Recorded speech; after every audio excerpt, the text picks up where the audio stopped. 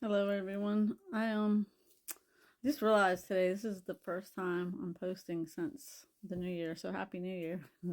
um I don't know, I just haven't had anything pop in my head that I wanted to talk about, so here I am now. I watched a live with this guy named Jefferson Fisher earlier, and it's about he he talks about emotional intelligence, how to speak clearly. And the crazy thing is that I am like, in my life, in the time of my lifespan, I I recently found him, and I'm learning about how to speak with emotional intelligence. And like, I really never knew how to do that. And I'm not saying I never did it. I didn't knowingly do it, but now I'm like getting like how to handle certain kind of things, um with how to respond to certain things. And like, there's been things in my life where, let's say like I felt a certain way about something, and I went to the person and wanted to talk about this thing, but the person didn't want to talk about this thing. And they're like, and this person would say something like, I don't want to argue with you right now. And I was like, I'm not trying to argue, I'm trying to have a conversation.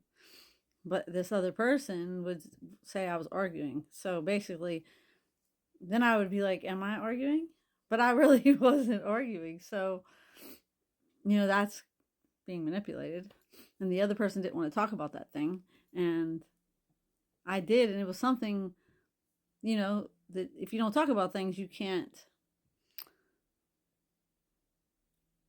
work on them. You can't change something if you don't talk about it. And so, I mean, I learned that. And then, also, like, say you were talking to someone, and say it got a little bit where people were, one, raising voices.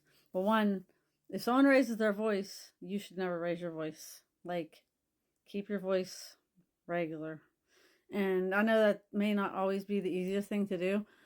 At the same time, like he says, to just take a breath. Take a breath before you respond to anything, really. And don't react. Make sure you respond, not react. And so, I mean, that's another thing. And there are times also where, like, say the other person or you aren't ready to have this conversation. So, how to handle that. Like, say somebody wants to have this conversation with you, but you're feeling anxious or upset or whatever. And if you don't feel like you can do it right now, you just have to say, like, I'm not really feeling good about having this conversation right now. Can I take a little bit of time and we can do this later? And, well, hopefully that person will understand and be like, oh, okay, yeah, let's do that. That's how to talk to people. That's how people are supposed to talk to each other, like, with respect and understanding.